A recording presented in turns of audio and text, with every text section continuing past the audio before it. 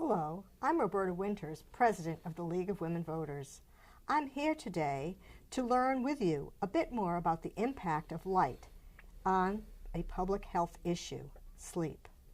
We've probably all read or heard about how sleep is important to optimize our thinking, our athletic performance, our moods, our heart health, sugar levels, immune response, and weight control. However, there are many things in our life that impact our ability to get the rest we need. Recently, the League held a forum entitled Shedding the Light, in which we addressed some of these issues and the potential need for regulating outdoor lighting in our township. Many of us have seen how community development makes a difference both in the number of lights and the nature of lights in our community. Dr. Donald Mckeon intrigued our audience by his presentation. He is a professor at Drexel University, where he coordinates academic assessment and quality improvement in the School of Biomedical Engineering in the Science and Health Systems. We are delighted to have him here today to share with us his knowledge and insights into this critically important topic. It's a pleasure to have you here with us today, Dr. Mckeon. How did you get interested in the topic of sleep? Well, I've always been interested in time, and when I was applying for graduate work at the University of California at San Diego, the Department of Neurosciences had an individual, Dr. Daniel Kripke, who was working on circadian rhythms, which is the sort of daily rhythms, and their impact on the beginning or etiology of depression. And I worked with him as part of my graduate work, and it was a very exciting field, and I got intrigued and I got hooked and have stayed there ever since. Well, based on what you know, how does sleep help regulate our bodies? Well, sleep is a physiological need. In our society, sometimes you get the impression that sleep isn't really necessary, that if you're strong enough, you can go without it. But just the way food and water and air, for that matter, are physiological requirements, sleep is a physiological need. Experiments have been done with mammals, and if you keep them up long enough, they die. Well, we've all just experienced that recent shift in time, and we've lost an hour of sleep. We also know what jet lag does to us if we fly across the country or halfway around the world. Just what happens to our bodies when we experience those changes in daylight hours? Well, you need to realize that your body is built from a large number of clocks and oscillators. Pretty much everything in the human body cycles with a particular frequency. And to keep all of this in sync, as it were, there's a master pacemaker or a master clock in an area of the hypothalamus called the suprachiasmatic nuclei. This master pacemaker or clock synchronizes your body so that all of the activities occur at the appropriate time. Now, this clock doesn't run perfectly. If a human being is placed into constant conditions, say constant darkness, that clock would run not at 24 hours, but about 24 and a half hours. So in order for our bodies to be synchronized within and synchronized without, the light-dark cycle, the solar day, synchronizes the clock through our eyes. Well, I know Thomas Edison created a big change in this, and we've gotten some light bulbs around here, and that's probably affected our sleep patterns, has it not? Yes, considerably. We evolved in a particular circumstance with a gradual onset of light, a gradual offset of light, darkness in rural areas. If anybody's been to a rural area, if you go out into the country where there are really very few of Edison's bulbs lying around, you'll find it's exceedingly dark. This is what our system evolved to expect, a regular day-night cycle with a gradual onset and offset and true darkness. With artificial light, we get light at inappropriate times. And it's almost like you were to take a watch and randomly shift the time. And as that happens, the clock becomes desynchronized with the light-dark cycle. It keeps shifting around. And then the rest of our body, which is keyed to this clock, cannot operate properly. It cannot synchronize, and you become what we call in the field desynchronized.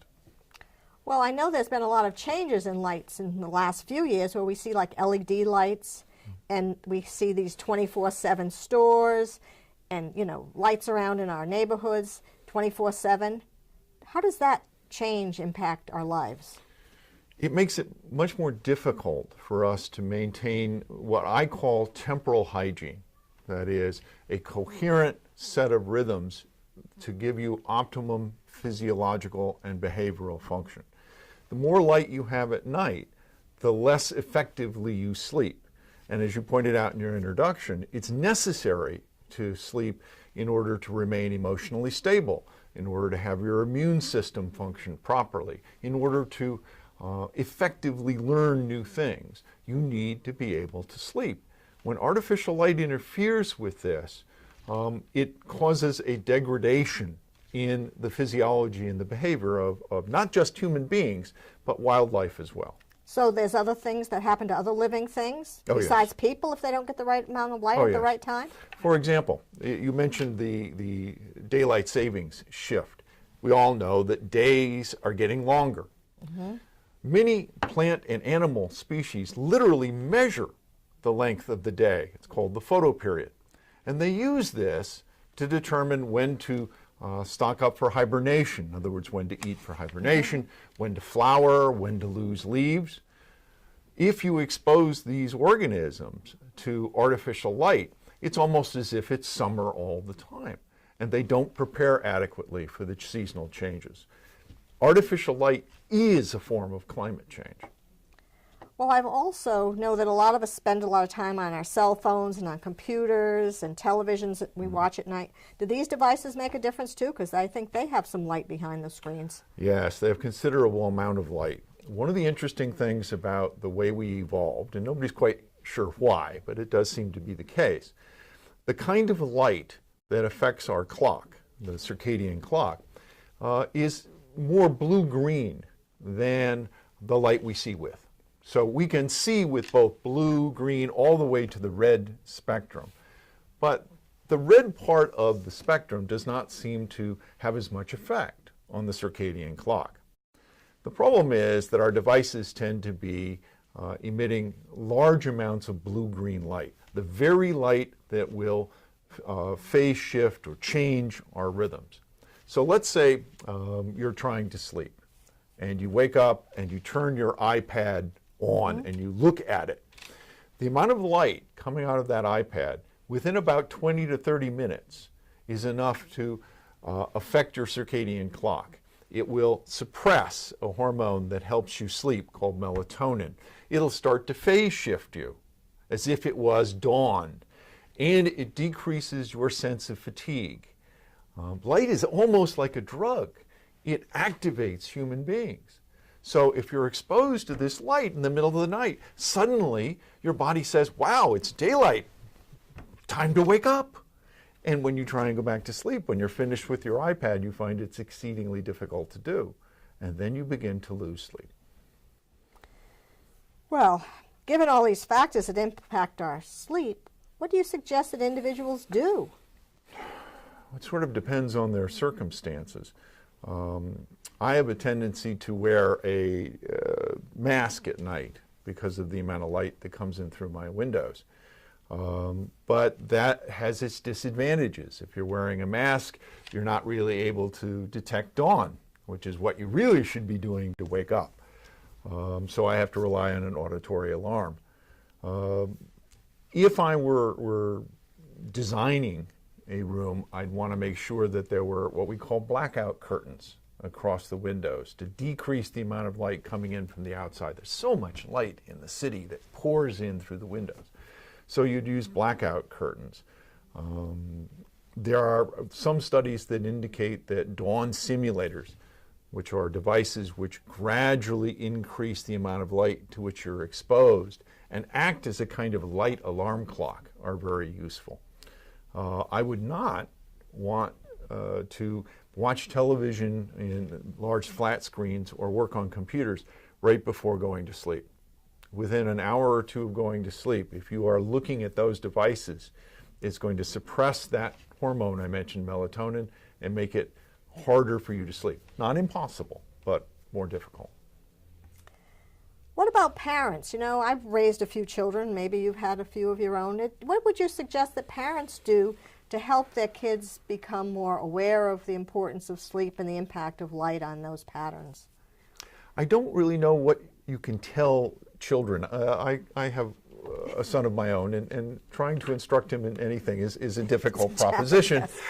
Yes.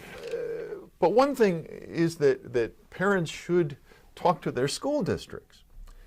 Believe it or not, there's an actual biological change that occurs during adolescence that changes the way the circadian clock functions in teenagers and young adults. It causes them to stay up later and wish to sleep later. It's a biological change. It's not just social. And so when schools bring high schoolers in earlier than they bring in elementary school students, they're doing exactly the opposite of what the biology would suggest we do. So one thing would be to see if we can alter the way students are put into school, when their start times are, because the earlier start times are better for the younger students, and the high schoolers should have later start times. Well, that's really interesting. I know some of the schools in the area are looking at some of that research on. Yes, this is finally getting time. to the school districts. It's great to see. Well, let's keep our fingers crossed, because we know how moody those adolescent kids can be if they don't get enough sleep. Well, and the CDC, the Centers for Disease Control and Prevention, has been doing biological surveillance on sleep, and their results indicate about a third of the country as a whole is sleep deprived, that is, getting short sleep, less than 7 hours a night. But teenagers and young adults should be getting about 9 hours of sleep. Good luck with that. But they should be. And so CDC considers short sleep less than 8 hours a night. And their data indicate that high schoolers, about 3/4 of the high school students that they surveyed, are getting inadequate sleep. That places an additional burden on what is already an emotional and difficult time to navigate. I see no reason why our society should do that. And I think there's also some, you were talking to me earlier about, car accidents and things, so that people who are sleep deprived, and particularly these young drivers, can create problems. Yes. Again, and I'm trying to remember exactly what group found this. I think it was the Sleep Association of America, but I'm not quite sure. Indicates that about 5% of the people they surveyed indicated they had fallen asleep while driving. There are estimates that on a yearly basis, some 1,500 fatalities can be linked to drowsy driving, and approximately 40,000 non-fatal accidents. Well, do you have any other advice? I know you've said that we should consider starting our schools later for older students, like in middle school and high school, and earlier for younger kids. What about the things like hospitals and other institutions? Is there any sleep research that would help them operate more effectively? Well, most hospitals now have sleep clinics, so they look at the sleep of their patients. The University of Pennsylvania has an extensive research entity within their hospital where they look at sleep. But we still haven't really incorporated what we know about circadian rhythms and sleep into the way hospitals are designed. There are a few hospitals that are designed with this in mind, but not as many as should be. So if you're in a hospital, and I have been recently, what you'll find is that the lights are not dimmed at night as much as they should be. If you have to go to the bathroom, you flip on the light, it is a blue-green high-intensity fluorescent, which immediately wakes you up. So there are things we could do. We could make those dimmer, more toward the amber-red range. We could try and limit the amount of light exposure to the patient. We need to make sure the caregiver gets enough light to keep awake, but the patient should be allowed to sleep. Are there ways that local government officials can make a difference in terms of addressing light to promote the health and safety of its residents in different communities? I would certainly think so. This is not a field of expertise that I have, but different, as I indicated before, different kinds of light emit different wavelengths, and your circadian system is sensitive to different wavelengths, and so you should be able to tailor the lighting, external lighting, to minimize the impact, both in terms of the intensity and in terms of the wavelength. So I would think that local communities should have lighting codes that would take the need for sleep, the sensitivity of the individuals in their community to light at night into account. Well, I think a lot of people in our community would agree with that. And I was wondering, I know you know an awful lot about sleep and light. Are there any remarks that I haven't asked you to talk about that you feel you'd like to share with us today? Well, we have a tendency to underestimate the impact of these factors. For example, in people who engage in shift work tend to be chronically desynchronized because they shift from one cycle to another. When you look at the data, you find that individuals have an increased risk for cardiovascular problems, metabolic problems, reproductive problems. There's apparently an increased risk for cancer. These things all indicate that temporal hygiene is vitally important. And because of artificial light, we've lost touch with how important our internal clocks are. And we need to get back to that. I don't mean to imply that we should start, using campfires as our sole source of light. That would be ridiculous. But we need to be more sensitive about how light affects us physiologically and behaviorally. Well, I'm not sure everybody understands what shift work is, but you mean like somebody who works 1 week from 9 to 5 and another week from 11 to 6, and like they shift off. Like sometimes I know nurses work 3 days for like 12 hours, and then they have 2 days off or something. Well, and also a lot of first responders, for example, will have cycles in their availability, police, fire, etc. Nurses for sure, but also factory workers. We run a 24/7 society. I mean, the legacy of Edison and his colleagues in terms of creating artificial lighting, practical artificial lighting, is that we thought we could just operate around the clock. And our machines do. Our machines are designed to operate around the clock. But we're not. We didn't evolve to operate around the clock. We didn't evolve to shift that rapidly, and it costs us.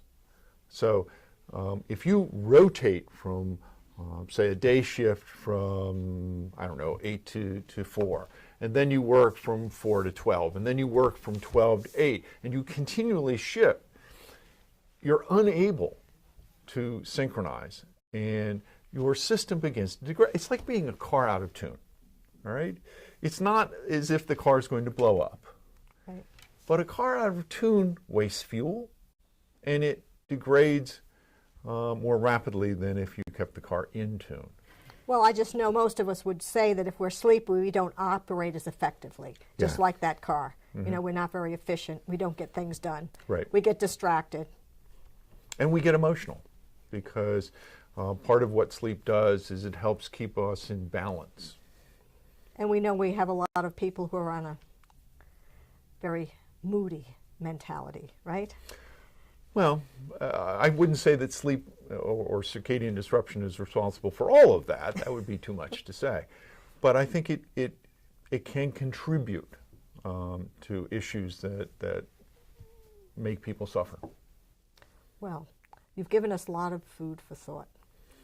And in closing, on behalf of the League of Women Voters of Radnor Township, I want to thank Dr. McEachron for joining us here today. We are most appreciative of your time and expertise in enlightening us about this most important topic. And for those who would like more information from this forum, Shedding the Light, we would encourage you to check the Township's website, where you were, and our YouTube postings, as well as the League's website. That's lwvradnor.org. We are most appreciative of Radnor Studio 21 for their continued effort to inform the public of this important issue in our lives, in our community. And to you, our audience, we are grateful for your interest in this topic, and we hope that you will work to continue to make a difference in our community by paying attention to the light you see, not only during the day from the sun, but the lights you get around your home and outside your window. Thank you so much for joining us, and again, thank you, Dr. McEachron.